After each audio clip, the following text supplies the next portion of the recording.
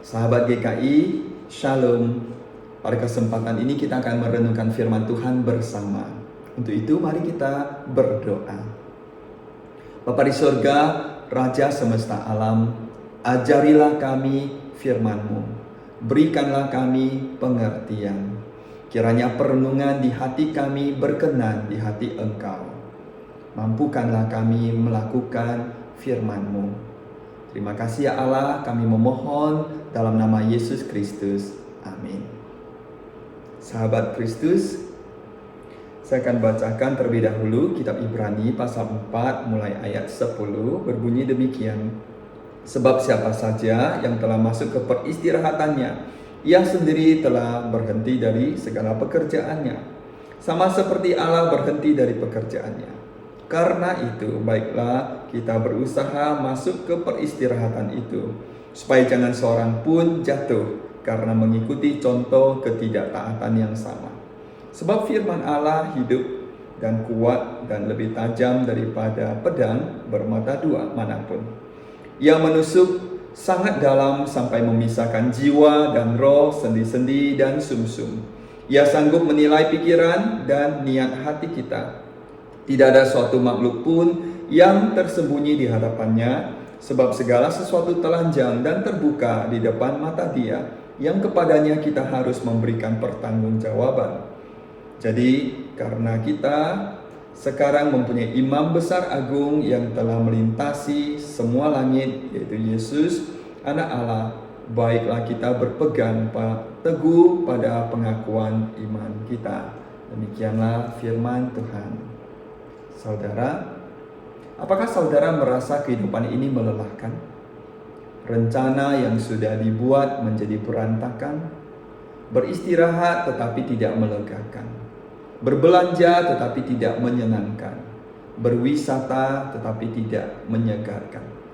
Ibrani 4 ayat 10 mengajarkan, sebab siapa saja yang telah masuk ke tempat perhentiannya, ia sendiri telah berhenti dari segala pekerjaannya, sama seperti Allah berhenti dari pekerjaannya.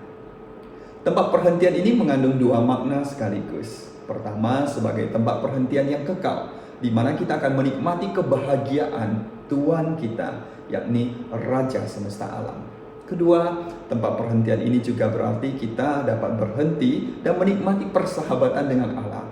Kita dapat beribadah kepadanya dan menikmati hadiratnya. Tempat perhentian ini bukan hanya sesuatu yang akan kita terima di masa mendatang, tetapi juga sekarang. Tuhanlah tempat perhentian bagi Anda dan saya. Saudara,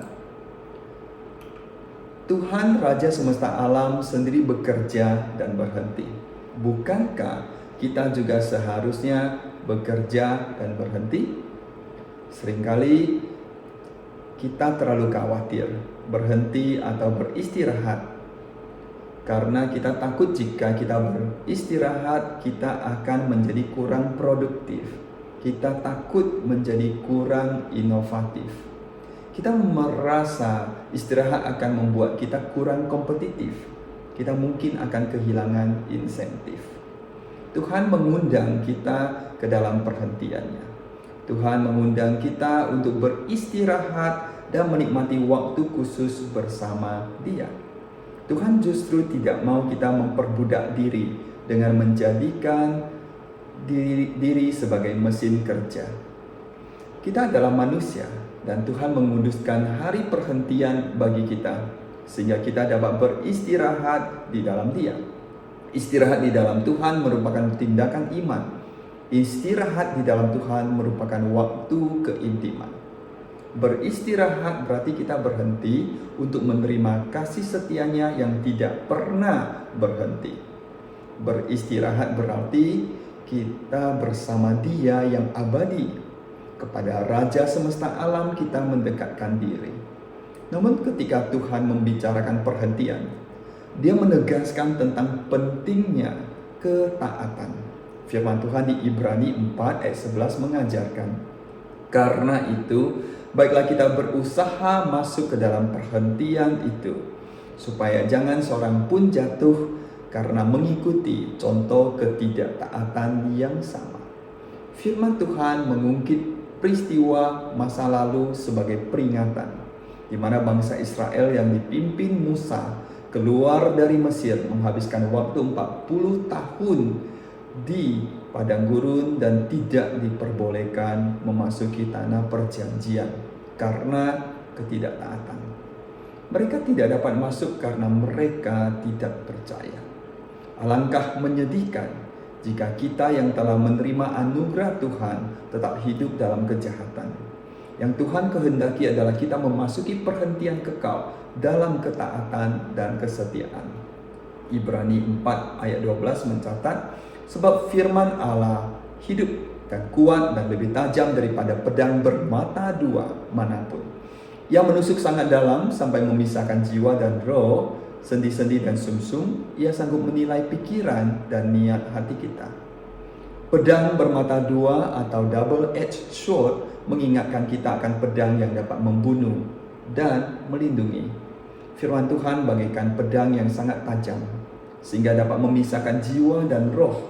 Begitu tajam sehingga dapat menilai pikiran dan hati kita.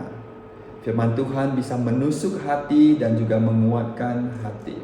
Tidak jarang hati kita hancur ketika Tuhan menegur kita dengan tegas. Namun kemudian ingatlah bahwa Dia juga membangun kehidupan kita. Mengapa Tuhan menegur kita? Mengapa Tuhan sepertinya menghancurkan hati kita? Karena Tuhan tidak mau hidup kita dihancurkan oleh ketidaktaatan kita. Tuhan tidak mau hidup kita dipenuhi dengan banyak penyesalan di kemudian hari. Tidak mengherankan ketika kita merenungkan firman Tuhan, terkadang bisa membuat kita menangis. Firman Tuhan bisa sangat menyakitkan. Namun firman Tuhan juga memulihkan. Firman Tuhan berkuasa mematikan ego kita. Firman Tuhan juga berkuasa menghidupkan roh kita.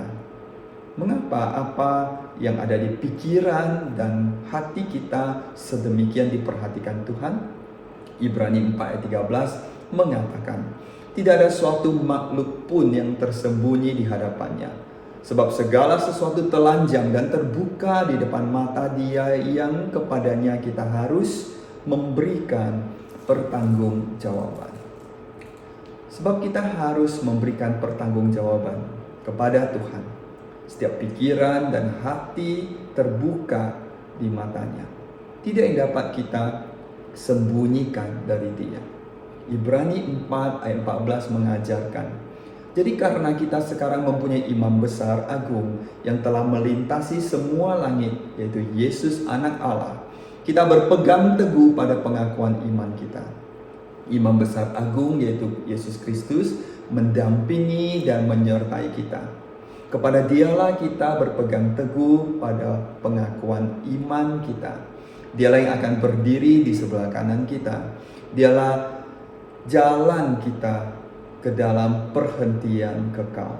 Dialah yang berdiri di samping kita dan berkata kepada Bapa, Bapa, inilah anakmu yang telah kutebus dengan darahku. Dia percaya kepadaku dan aku menjadikan dia manusia baru. Mengapa sedemikian penting bagi kita untuk menaati Dia? Ibrani 3 ayat 18 dan 19 mengatakan, siapa yang telah Ia sumpahi bahwa mereka tidak akan masuk ke peristirahatannya? Bukankah mereka yang tidak taat? Demikianlah kita lihat bahwa mereka tidak dapat masuk karena mereka tidak percaya. Ibrani 4 ayat 2 mengajarkan, firman yang didengar itu tidak berguna bagi mereka karena mereka tidak dipersatukan dalam iman dengan orang-orang yang mendengarkannya.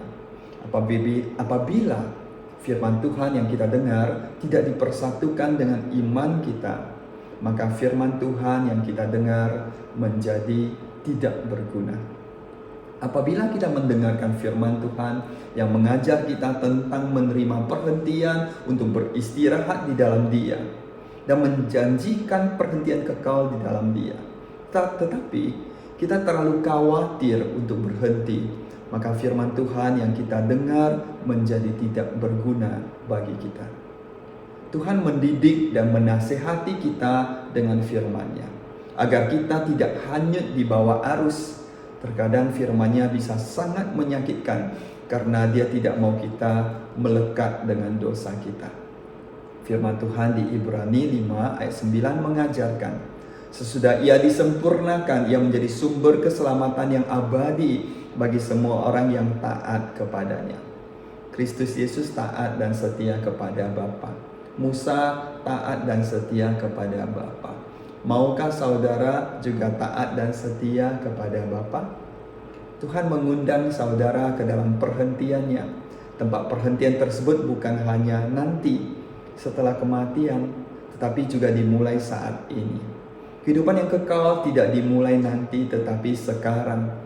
Tuhan mengundang saudara untuk tinggal di dalam Dia, bekerja bersama dengan Dia, beristirahat di dalam Dia. Apa respon saudara terhadap undangan Tuhan? Kiranya Allah damai sejahtera yang dengan darah perjanjian yang kekal telah membawa naik dari antara orang mati Gembala Agung segala domba, yaitu Yesus Tuhan kita, memperlengkapi kamu dengan segala yang baik untuk melakukan kehendak-Nya dan mengerjakan di dalam kita apa yang berkenan kepadanya. Melalui Yesus Kristus, bagi Dialah kemuliaan sampai selama-lamanya. Amin. Tuhan memberkati saudara.